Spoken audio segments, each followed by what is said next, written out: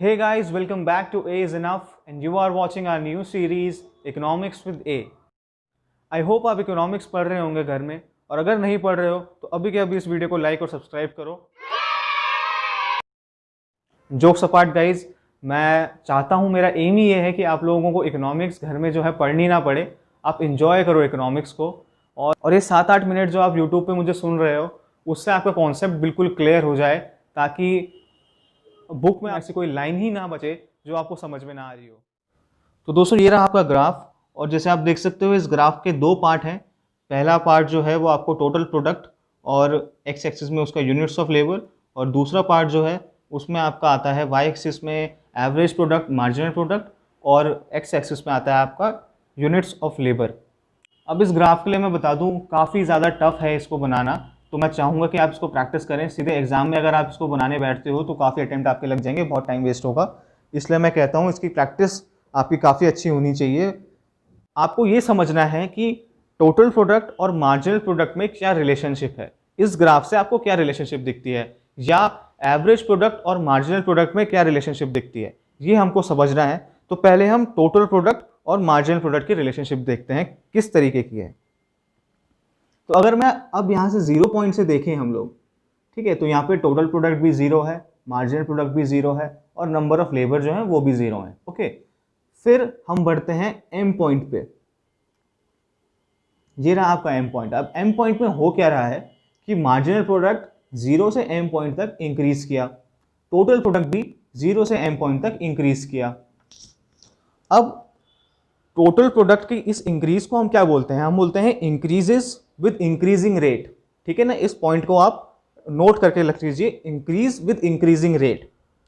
और जैसे ही जो आपका मार्जिनल प्रोडक्ट है वो एम पॉइंट पे अपनी टॉप पर है, अपने हाईएस्ट पे है, तो इस पॉइंट को टोटल प्रोडक्ट में हम कहते हैं point of inflection. Point of inflection वो पॉइंट होता है जहां पे आपका कर्व जो है वो अपनी स्लोप चेंज करता है। इसके आगे आपका जो कर्व है टोटल प्रोडक्ट का, वो कर रहा है increase with decreasing rate. Okay, अलग चीज है इंक्रीज विद इंक्रीजिंग रेट 0 से m तक, और m के बाद से इंक्रीज विद डिक्रीजिंग रेट। ठीक है, इसको आपको अच्छे से समझना है। उसके बाद जो है नेक्स्ट जो पॉइंट आता है हमारा, वो मार्जिनल प्रोडक्ट में यहां पर आता है और टोटल प्रोडक्ट में यहां पर आता है। इसको हम T कहते हैं। ये पॉइंट हमने T मार्क किया है। यहां पे क्या हो रहा है कि मार्जिनल प्रोडक्ट 0 हो गया, ठीक है ना, एक्स एक्सिस पे आ गया है तो वो 0 हो गया है, और टोटल प्रोडक्ट जो है वो आप देख सकते हो अपने हाईएस्ट पे है, अपने हाईएस्ट पॉइंट पे है टोटल प्रोडक्ट। यहाँ से नीचे क्या है कि मार्जिनल प्रोडक्ट 0 से नीचे चला गया, यानी कि नेगेटिव हो गया, और टोटल प्रोडक्ट जो है वो अब डिक्लाइन कर रहा है। इसको हम इस तरीके से समझते हैं, when total product increases with increasing rate MP is increasing, when total product increases with diminishing rate MP is falling. एक और पॉइंट यहाँ पे ये है कि जब एमपी अपने हाईएस्ट पे होता है तो टीपी में पॉइंट ऑफ इन्फ्लेक्शन आता है। ये आपको ग्राफ बनाते टाइम आपको नोट करना है। जहां पर आप एमपी को हाईएस्ट दिखाओगे, वहां पर आपको टोटल प्रोडक्ट वाले ग्राफ में ऊपर पे आपको पॉइंट ऑफ इन्फ्लेक्शन दिखाना है। तीसरी चीज आती है जब टीपी डिक्लाइन करता है, इसका मतलब यह है कि एमपी अब नेगेटिव हो चुका है, यानी कि 0 से भी नीचे चला गया है ग्राफ में। और जैसे मैंने आपको बताया ही, जब एमपी 0 होता है तो टोटल प्रोडक्ट आपका मैक्सिमम होता है। तो अब वापस से हम अपने उसी ग्राफ में आ गए हैं। अब हम क्या देखेंगे? अब हम देखेंगे मार्जिनल प्रोडक्ट और एवरेज प्रोडक्ट में क्या रिलेशनशिप है। ठीक है, तो इसके लिए हमको सिर्फ ये नीचे वाले ग्राफ को ही देखना है। एपी और एमपी का रिलेशनशिप ऐसा है कि जब तक एमपी का कर्व एपी के कर्व से ऊपर है, यानी कि इस पॉइंट तक जो एमपी है वो एपी से ऊपर है, इसका मतलब ये है कि आपका जो एवरेज प्रोडक्ट है वो भी राइज करेगा।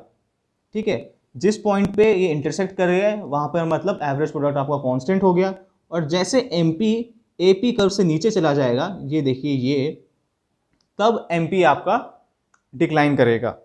इसको हम इस तरीके से देखते हैं, जब तक एमपी एपी से ज़्यादा है, मतलब ग्राफ में एमपी जो है वो एपी के कर्व से ऊपर है, तब तक एपी राइज करता है।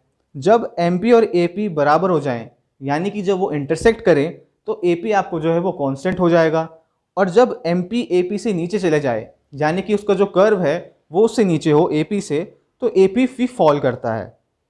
इसमें एक पॉइंट की बात यह है कि MP जो है वो पॉजिटिव हो सकता है, नेगेटिव हो सकता है और ज़ीरो हो सकता है, लेकिन जो आपका एवरेज प्रोडक्ट है वो हमेशा पॉजिटिव रहेगा, वो ज़ीरो कभी नहीं हो सकता, नेगेटिव कभी नहीं हो सकता। तो दोस्तों जैसे आप देख सकते हैं मैंने इस ग्राफ में 3 स्टेजेस प्लॉट की हैं, स्टेज 1, स्टेज 2 और स्टेज 3। तो इस स्टेज 1 जो होती है इसको हम कहते हैं स्टेज ऑफ इंक्रीजिंग रिटर्न्स। ये आपका 0 पॉइंट से इस पॉइंट तक होती है जहाँ पर आपका एवरेज प्रोडक्ट मैक्सिमम होता है ए पॉइंट पे।